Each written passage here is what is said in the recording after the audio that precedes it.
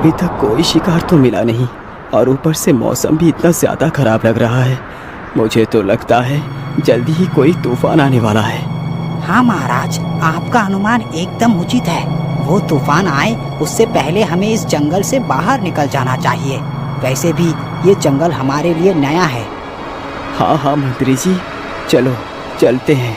इतना कहकर दोनों अपने अपने घोड़ों पर सवार होकर आगे बढ़ते हैं। वह दोनों मुश्किल से अभी कुछ ही दूर पर चल पाए थे कि तभी जोर जोर से बिजली कड़कने लगती है और जोर से बारिश आ जाती है। ओहो, ये बारिश तो कितनी जोर से आई है, सामने तो कुछ भी नहीं दिखाई दे रहा। महाराज, मैं तो कहता हूँ हमें यही किसी पेड़ के नीचे रुक जाना चाहिए। हाँ हाँ मंत्री जी, चलो हम उस पेड़ के नीचे रुक जाते हैं। इतना कहकर दोनों उस बड़े पेड़ के नीचे चले जाते हैं।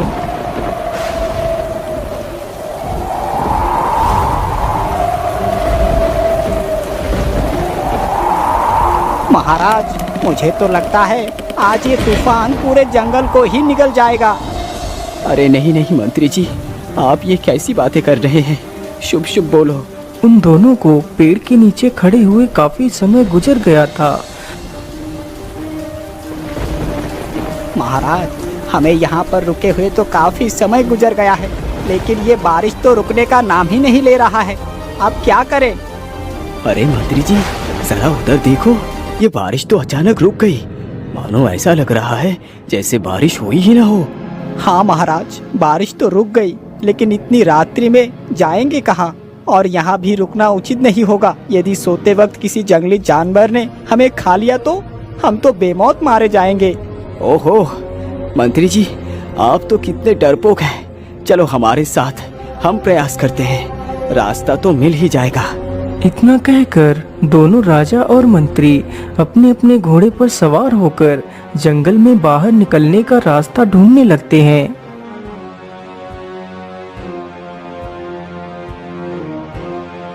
महाराज, हमें रास्ता ढूंढते ढूंढते तो काफी समय निकल चुका है, लेकिन अभी तक बाहर जाने का तो कोई रास्ता नजर नहीं आया।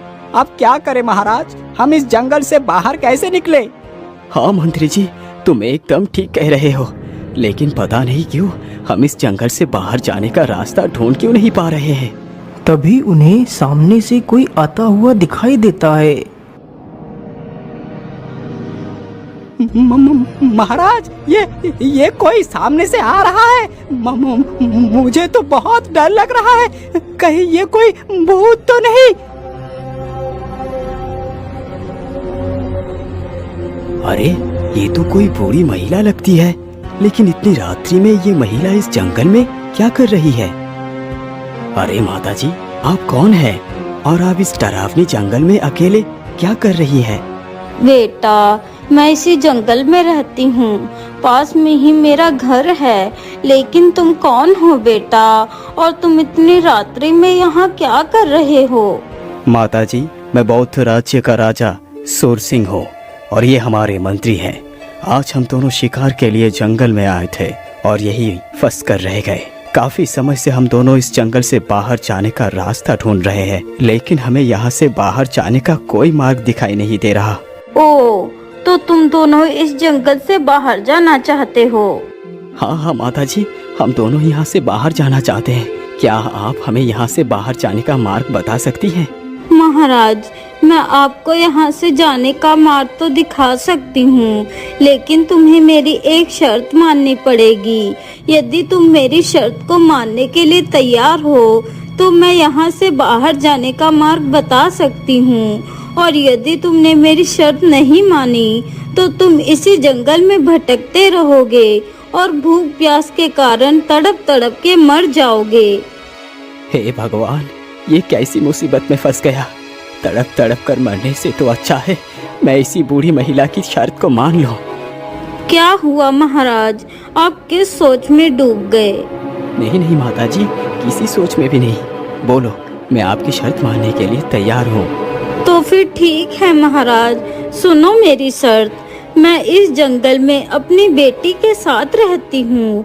मैं अब बूढ़ी हो चुकी हूँ, जिसकी वजह से मैं अपनी बेटी का भार नहीं उठा पा रही।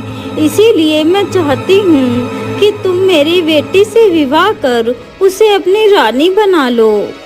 परंतु माँ जी, मैं तो पहले से ही विवाहित हूँ, मैं भला दूसरा विवाह कैसे कर सकता हूँ?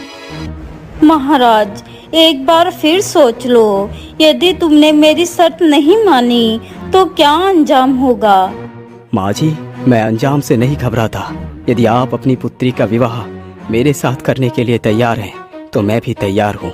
तो फिर ठीक है महाराज, चलो मेरे साथ। इतना कहकर वह बूढ़ी महिला राजा के आगे आगे चलने लगती है। वह महिला कोई साधारण नहीं थी, वह तो एक जादूगरनी थी जो अपनी पुत्री का विवाह उसी राजा के साथ करवाना चाहती थी। उस जादूगरनी ने ही राजा को फंसाने का सारा षड्यंत्र रचा था, लेकिन राजा को भी मजबूरन दूसरा विवाह करने के लिए मजबूर होना पड़ता है, क्योंकि राजा को 2 पुत्र और 1 पुत्री थी। उसकी रानी एक गंभीर बीमारी से मर चुकी थी। वह जानता था यदि उसने दूसरा विवाह किया तो उसके तीनों बच्चे दुविधा में पड़ सकते हैं। रुक जाइए महाराज, यही हमारा घर है। आइए महाराज, घर के भीतर आइए।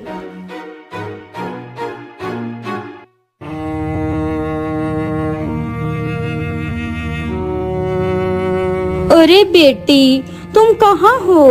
देखो, मैं तुम्हारे होने वाले पति को लेकर आई हूँ। अपनी माता की आवाज सुनते ही जादूगरनी की बेटी राजा के सामने आती है। ऐसा लग रहा था जैसे वह लड़की राजा की ही प्रतीक्षा कर रही थी, लेकिन वह बहुत खूबसूरत थी। राजा जब उस लड़की को देखता है तो वह उसके अंदर एक खौफनाक चेहरा देखता है, जो खौफ उसके तीनों बच्चों की जिंदगी का था। फिर वह जादूगरनी रात में ही राजा और अपनी पुत्री का विवाह करवा देती है।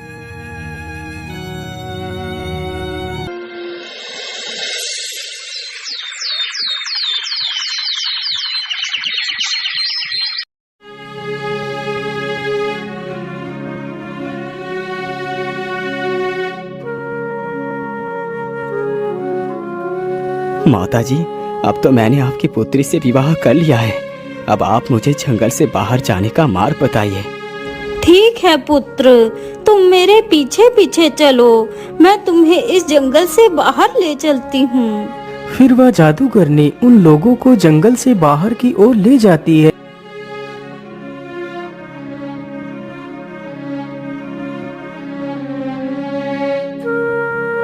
बेटा, अब तुम यहाँ से आराम से अपने महल को जा सकते हो। अब मैं इससे आगे नहीं जा सकती। ठीक है, अब हम लोग यहाँ से चले जाएंगे। इतना कहकर वे तीनों वहाँ से आगे बढ़ते हैं।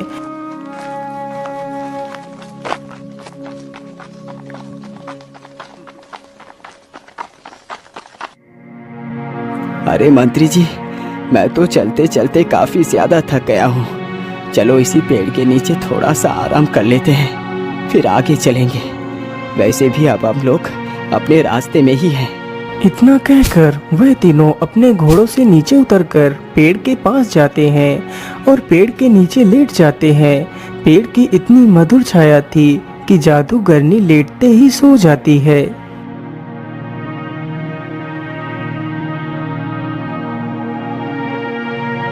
अरे मंत्री, उठो, क्या तुम भी सो गए? अरे क्या हुआ महाराज, आपने ही तो विश्राम करने के लिए हमें यहाँ पर रुकवाया था। अब क्या हुआ? मंत्री जी, वो सब छोड़ो, जो मैं कहता हूँ उसे ध्यान से सुनो। मैं तुम्हें एक बहाना बनाकर यहाँ से पहले भेजूंगा, फिर तुम्हारे पीछे मैं आऊंगा। जब तक हम दोनों महल पहुँचेंगे उससे पहले तुम्हें मेरी 3 बच्चों को लेकर यहीं इसी पेड़ के पास आना है। याद रहे, मेरे तीनों बच्चों के बारे में इसे पता नहीं चलना चाहिए। ठीक है महाराज, जैसी आपकी इच्छा। अरे महारानी, तुम तो कितनी गहरी निद्रा में चली गई। चलो उठ जाओ, अब हमें राज्य महल के लिए निकलना चाहिए। इतना सुनते ही वह उठकर खड़ी हो जाती है। चलिए महाराज, मैं तैयार हूँ। वैसे महारानी जी, मैं सोच रहा था कि अब तो तुम हमारी रानी बन चुकी हो, इसीलिए हम तुम्हारा स्वागत जरूर करेंगे। इसीलिए मैं मंत्री जी को पहले भेजना चाहता हूँ ताकि वो हमारे स्वागत की तैयारी करवा सके। ठीक है मंत्री जी, आपसे मैंने जो जो कहा है वो ध्यान से करना। अब तुम जा सकते हो। राजा की आज्ञा मिलते ही मंत्री वहां से महल की ओर चला जाता है।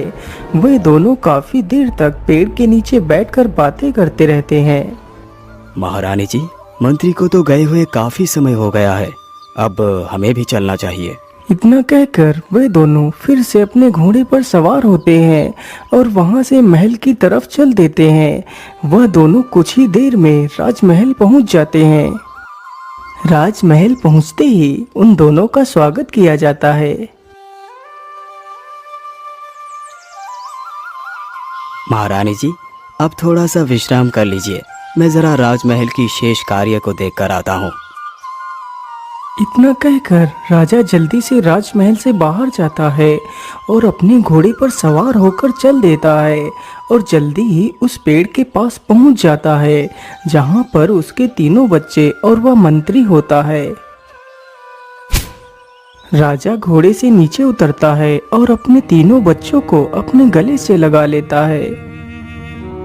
मंत्री जी, अब मैं यहाँ से पहले ही जाऊंगा, तुम मेरी प्रतीक्षा यहीं पर करना, मैं जल्दी ही वापस लौट कर आऊंगा।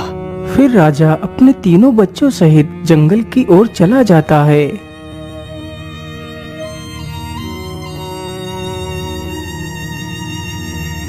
वह तीनों चलते चलते जंगल के बीचों बीच पहुंच जाते हैं जहां पर एक महल बना हुआ था। राजा अपने तीनों बच्चों को महल के भीतर ले जाता है। महल के अंदर कोई भी नहीं था, वहां पर बस एक बूढ़ा व्यक्ति रहता था। बाबा, आज से मेरे तीनों बच्चों की देखरेख की जिम्मेदारी आपकी है, मैं हर रोज यहाँ पर आता रहूंगा।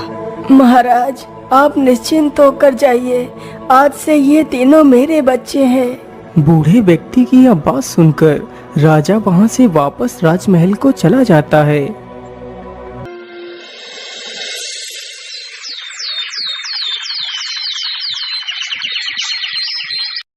राजा रोज रोज अपने बच्चों से मिलने के लिए जाता था।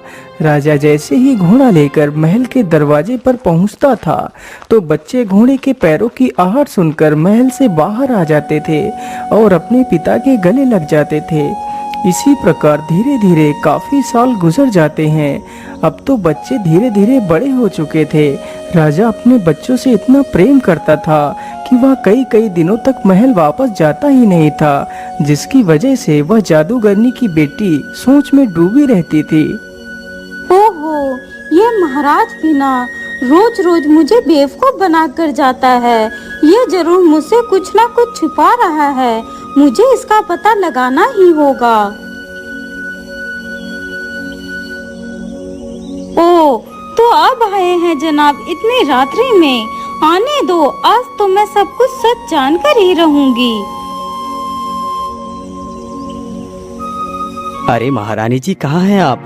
देखिए, हम आ गए। अरे क्या हुआ महारानी, आपकी चेहरा इतना उतरा हुआ क्यों है?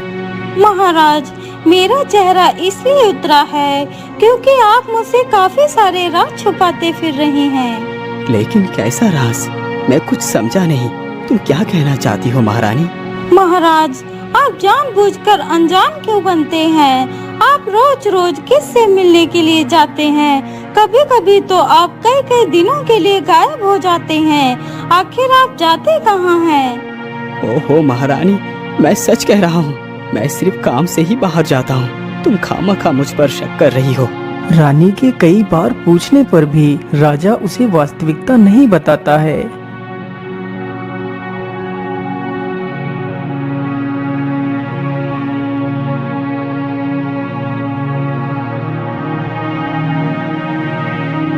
महारानी, मुझे काम के लिए देर हो रही है, मुझे दूसरे राज्य में भी जाना है, मैं शाम को थोड़ा देर से आऊँगा। अच्छा, अब मैं चलता हूँ।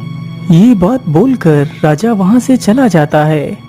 अरे सैनिक, आज तुम चुपचाप राजा का पीछा करो और पता कर मुझे बताओ कि राजा कहाँ जाता है और किस से मिलता है।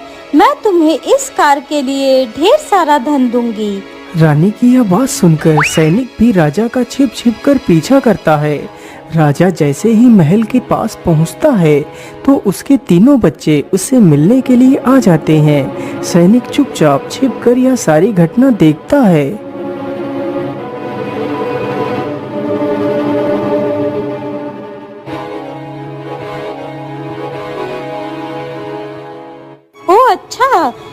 कैसी बात है? राजा की औलाद भी है, लेकिन राजा ने मुझे बताया क्यों नहीं?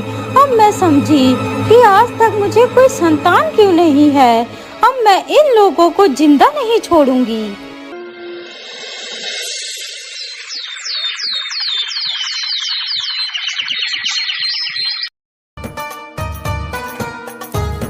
अगले ही दिन राजा को वास्तव में किसी जरूरी कार्य के लिए जाना पड़ता है। मौके का फायदा उठाकर रानी भी अपने रथ पर सवार होकर उसी महल की तरफ चल पड़ती है। रथ जैसे ही महल के करीब पहुंचता है तो रथ की आवाज सुनकर दोनों पुत्र बाहर आ जाते हैं, लेकिन राजा की पुत्री बाहर नहीं आती है क्योंकि वह घर के अंदर कुछ कार्य कर रही थी। महारानी जी, ये वही दोनों राजकुमार हैं।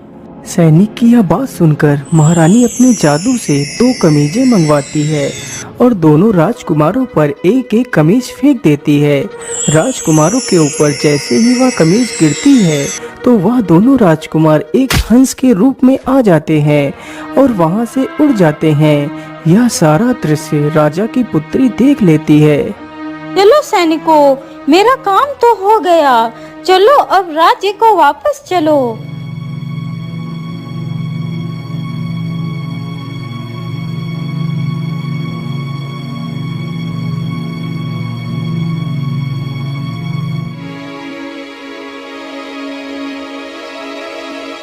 आज तो आवश्यक कार्य की वजह से मैं अपने बच्चों से मिलने नहीं जा पाया।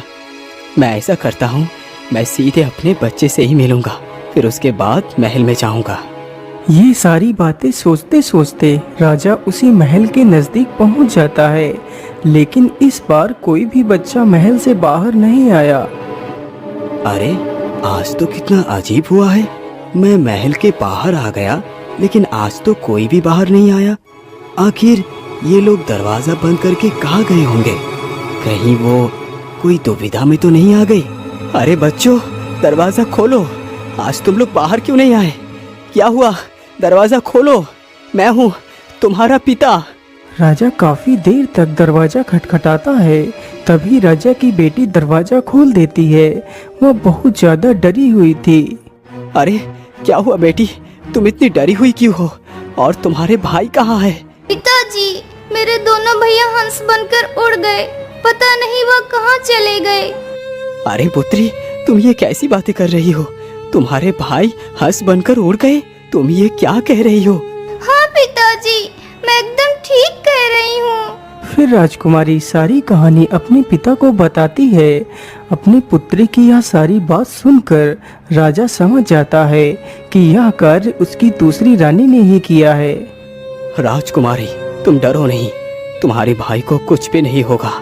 तुम मेरे साथ राजमहल चलो, सब कुछ ठीक हो जाएगा। पिताजी, क्या आप उस औरत को जानते हैं? हाँ बेटी, वो औरत कोई और नहीं बल्कि तुम्हारी सौतेली माँ है।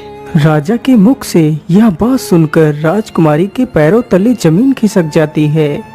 परंतु बेटी, तुम बिल्कुल भी चिंता ना करो, तुम मेरे साथ चलो, सब कुछ ठीक हो जाएगा। नहीं पिताजी, अब तो काफी ज्यादा रात हो चुकी है। हम कल सुबह ही महल चलेंगे।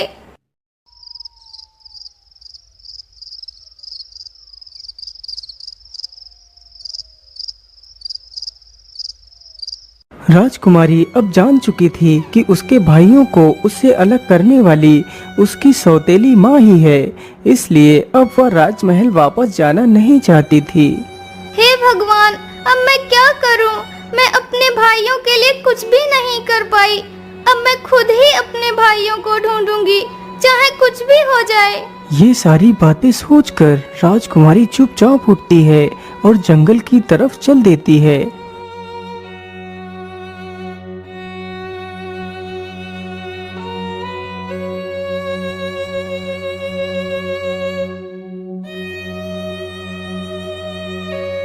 राजकुमारी को चलते चलते रात से सुबह हो जाती है, तो वह एक बड़े से पेड़ के नीचे बैठकर आराम करने लगती है।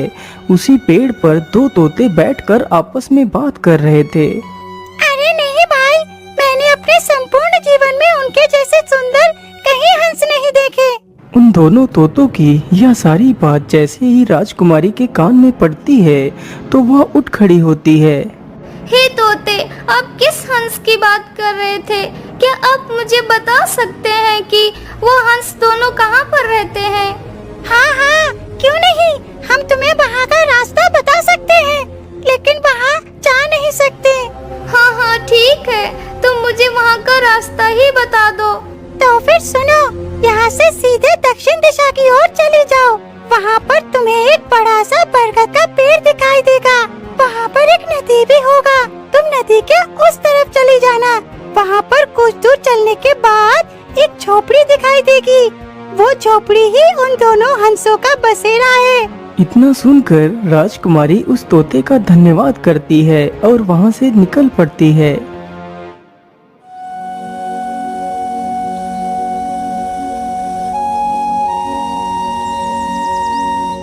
राजकुमारी चलते चलते उस बरगद के पेड़ के पास पहुँच जाती है तो देखती है वहाँ पर एक नदी भी है। मुझे लगता है यह वही नदी है जिसकी बात उस तोते ने बताई थी। इतना सोचकर राजकुमारी उस नदी को पार कर उस तरफ चली जाती है।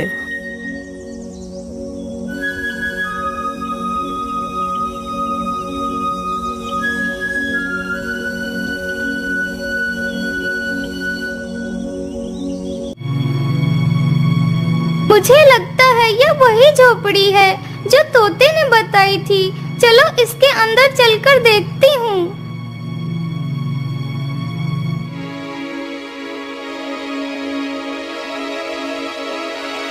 राजकुमारी जब उस झोपड़ी के भीतर जाती है तो देखती है वहाँ पर कोई भी नहीं होता है। अरे, झोपड़ी के अंदर तो कोई भी नहीं है। मुझे लगता है मेरे दोनों भैया बाहर गए होंगे। मैं ऐसा करती हूँ कि इसी स्थान पर छिप जाती हूँ और देखती हूँ कि इस घर में कौन रहता है। ये सब कुछ सोचकर राजकुमारी वहीं पर एक कोने में संदूक के पीछे छिप जाती है। तभी कुछ ही देर में वह दोनों हंस झोपड़ी में आ जाते हैं। उन हंसों को देखकर राजकुमारी उन्हें पहचान लेती है। उन्हें देखकर वह अपने आप को रोक ना पाई और हंसों के सामने जाकर खड़ी हो गई। हंसों ने जैसे ही अपनी बहन को देखा तो वह दोनों हंस अपनी बहन को पहचान जाते हैं। अरे, ये तो हमारी बहन है। इतना कहकर दोनों हंस अपनी बहन के गले लग जाते हैं और रोने लगते हैं। अरे बहन, तुम यहाँ तक कैसे पहुँची? तुम यहाँ से चली जाओ, नहीं तो वो डायन जादूगरनी तुम्हें भी बंदी बना लेगी।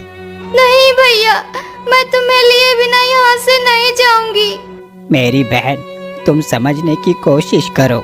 हम तुम्हारे साथ नहीं जा सकते। हम दोनों इस जादूगरनी के वश में हैं। यहाँ से जाना इतना आसान नहीं है। भैया, हर मुसीबत का तोड़ होता है। क्या आप लोगों को उस जादूगरनी के जादू से बचाने का कोई तोड़ नहीं है? बहन, तोड़ तो इस मुसीबत का भी है, लेकिन इस मुसीबत का तोड़ बहुत कठिन है। भैया, बस आप मुझे इसका तोड़ बताओ। मैं अपनी जान देकर भी आपकी रक्षा करूंगी। ठीक है बहन, यदि तुम पूरे 3 साल तक बिना हंसे, बिना रोए तथा बिना कुछ बोले मात्र व्रत रखकर हम दोनों भाइयों के लिए एक एक कमीज बनाओगी और उस कमीज पर रोज उन तारे जैसे दिखने वाले फूलों को जोड़ोगी और 3 सालों में ही वो कमीज तैयार होनी चाहिए। फिर उन कमीजों को हमारे ऊपर डालना है तो हम दोनों फिर से अपनी वास्तविक रूप में आ जाएंगे। और यदि तुमने हमें 3 सालों तक उस जादूगरनी के कैद से नहीं छुड़ा पाया तो वो जादूगरनी हमारे प्राणों को खींच लेगी। अरे नहीं नहीं भैया, आप ऐसी बातें ना करें। मैं आपको कुछ नहीं होने दूंगी। बस आप मुझे इतना बता दीजिए, वह तारों जैसे फूलों वाला वृक्ष है कहाँ? ये वृक्ष तुम्हें नारंगी वन में मिलेगा। अब तुम जल्दी से यहाँ से चली जाओ। अभी कुछ ही देर में वो जादूगरनी यहाँ आ जाएगी। यदि उसने तुम्हें यहाँ पर देख लिया तो वो तुम्हें भी नुकसान पहुँचा सकती है। अच्छा ठीक है भैया, आप दोनों अपना ख्याल रखना। मैं जरूर वापस लौट कर आऊंगी। इतना कहकर राजकुमारी वहाँ से निकल पड़ती है। उस वृक्ष की तलाश में उसे चलते चलते रात हो जाती है तो वह एक पेड़ के नीचे रुक जाती है।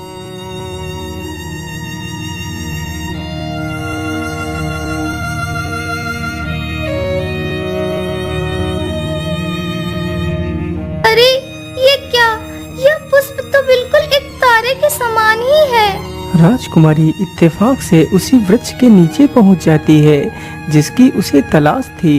वृक्ष पाकर राजकुमारी बहुत प्रसन्न होती है।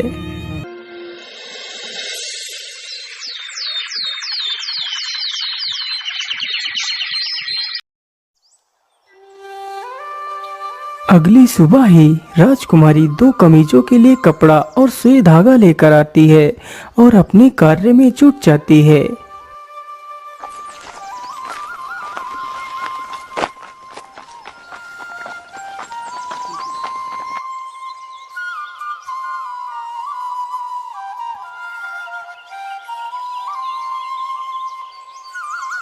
अरे इतनी सुंदर लड़की, ये कौन है? ये तो एकदम किसी राजकुमारी की तरह लग रही है। आखिर इस जंगल में ये अकेली क्या कर रही है? चलो इसके पास चलकर पूछता हूँ।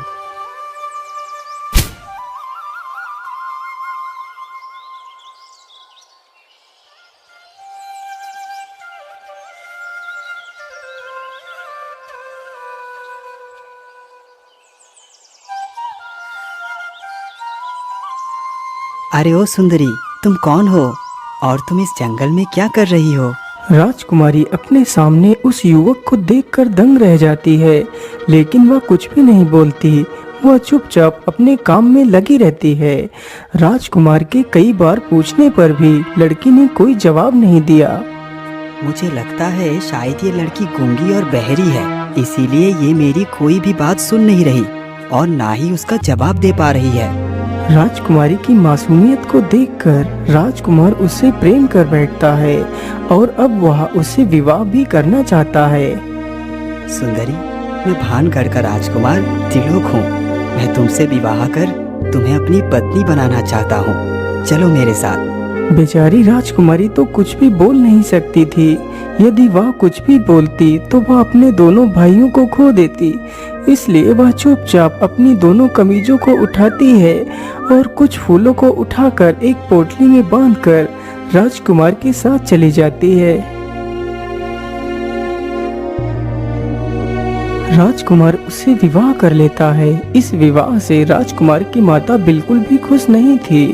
वह तो अपने राजकुमार का विवाह एक राजघराने में करवाना चाहती थी, लेकिन उसने तो एक गूंगी बहरी से विवाह कर लिया था।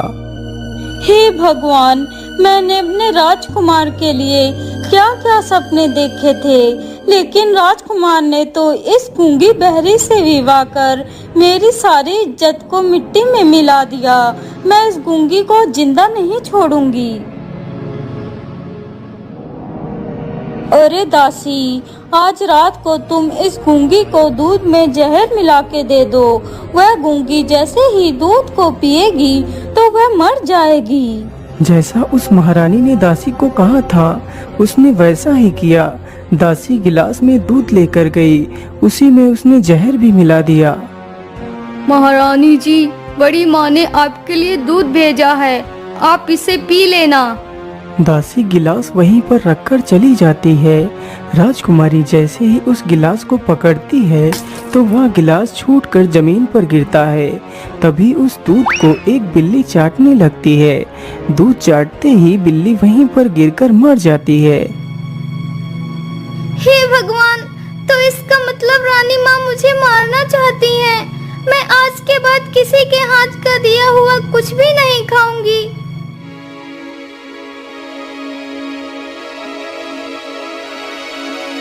धीरे धीरे काफी समय गुजर जाता है तो राजकुमारी ने एक सुंदर से बच्चे को जन्म दिया।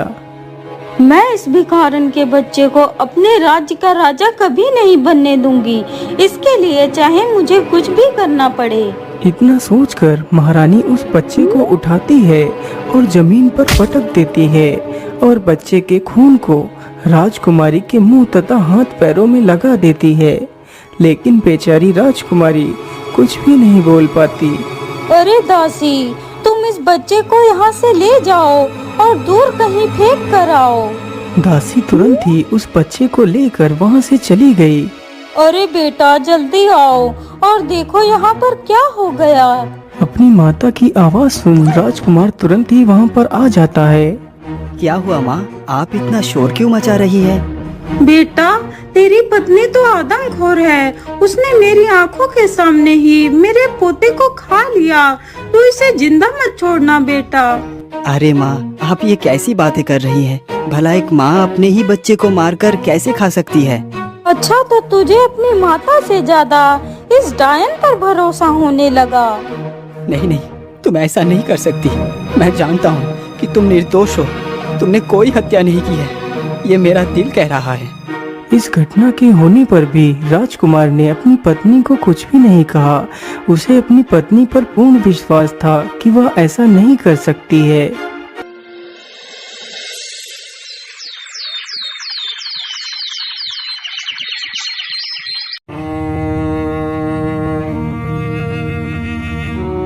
राजकुमार के विवाह को पूरे 2 साल पूरे हो चुके थे।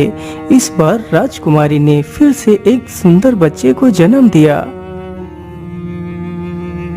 महारानी जी, उस गूंगी ने फिर से दूसरे बच्चे को जन्म दिया है।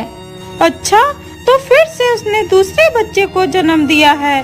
चलो दासी, जरा मैं भी तो देखूं बच्चा कैसा है। इतना कहकर महारानी राजकुमारी के पास जाती है और फिर से बच्चे को अपने हाथ में लेती है और उसे जमीन पर पटक देती है।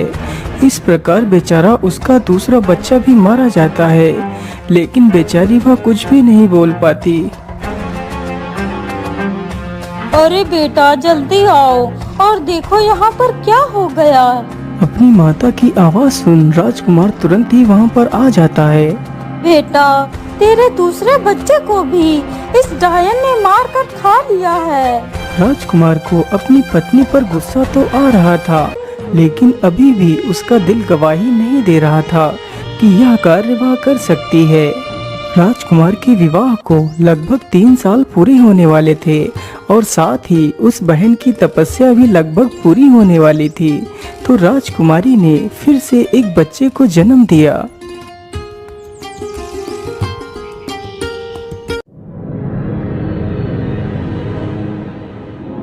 उसकी सास फिर से वही नाटक करती है जो उसने पहले किया था। बेटा, तेरी इस आदमखोर पत्नी ने तेरे तीसरे बच्चे को भी खा लिया। तुझे मेरी बात पर भरोसा नहीं तो ठीक है, मैं तुझसे हमेशा के लिए दूर चली जाती हूँ। तू रह अपनी इस आदमखोर पत्नी के पास। क्या माता ने जो कुछ भी कहा वो सत्य है? तुमने ही हमारे बेटे को मार दिया। तुम तो कितने दुष्ट हो।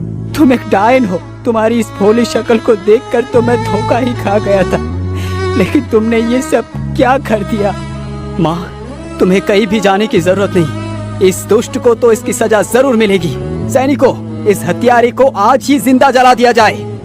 राजकुमार का आदेश होते ही सैनिक राजकुमारी को लेकर जाते हैं और उसे एक लकड़ियों की चिता पर बैठा देते हैं। मेरे भैया, यदि तुम्हें मेरी आत्मा की तड़प सुनाई दे रही है तो तुम यहाँ पर आ जाओ। मैं कुछ ही देर में इस संसार को छोड़कर बहुत दूर चली जाऊंगी। आज तो मेरे मौन व्रत का अंतिम दिन है। कम से कम मैं तुम्हें ही बचा लूंगी तो मेरी आत्मा को शांति मिल जाएगी। बहन की तड़प साफ साफ दोनों भाइयों को सुनाई दे रही थी। वह दोनों तुरंत ही चिता के पास पहुंच जाते हैं तो राजकुमारी एक एक कमीज अपने दोनों भाइयों पर फेंक देती है। कमीज के स्पर्श होते ही दोनों हंस वापस अपने वास्तविक रूप में आ जाते हैं। रुक जाइए, आप मेरी बहन को सजा नहीं दे सकते।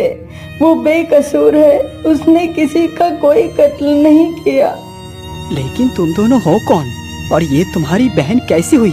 मैंने तो तुम्हें कभी भी नहीं देखा। फिर राजकुमारी का भाई अपनी बहन के बारे में सारी बात बताता है। क्या तुम एक राजकुमारी हो और तुम बोल और सुन भी सकती हो? हाँ राजकुमार जी, मैं बोल भी सकती हूँ और सुन भी सकती हूँ। तो फिर बताओ मुझे, तुमने हमारे बच्चे को क्यों मारा? नहीं राजकुमार जी, एक माँ भला अपने पुत्र को कैसे मार सकती है? फिर राजकुमारी अपनी सारी कहानी राजकुमार को सुनाती है। सच्चाई सुनने के बाद तो राजकुमार पूरी तरह टूट जाता है। माँ, तुमने मेरे बच्चे को मारा और इल्जाम मेरी पत्नी पर लगा दिया। आखिर क्या बिगाड़ा था उन मासूमों ने तुम्हारा, जो तुमने उन्हें इतनी बेरहमी से मार दिया? मुझे माफ कर दो बेटा। मैंने अपने अहंकार में आकर अच्छा और बुरा कुछ भी नहीं समझा और यह सब कुछ कर डाला। मुझे माफ कर दो बेटा, मुझे माफ कर दो। नहीं, आज से तुम मेरी माँ नहीं और ना ही मैं तुम्हारा बेटा रहा। आज से मैं इस महल को हमेशा के लिए छोड़ता हूँ। अब तुम ही रहो इस महल में। चलो राजकुमारी हमारे साथ, यहाँ से कहीं बहुत दूर। नहीं राजकुमार जी, आप अपनी माता को इतनी बड़ी सजा मत दो। एक माता का दर्द वही समझ सकता है जिसकी कोई माँ ना हो। राजकुमारी की यह बात सुनकर राजकुमार अपनी पत्नी के विशाल हृदय के बारे में जान पाता है कि उसकी पत्नी कितनी महान है। इस प्रकार वह सारे लोग खुशी खुशी उसी राज्य में ही रहने लगते हैं।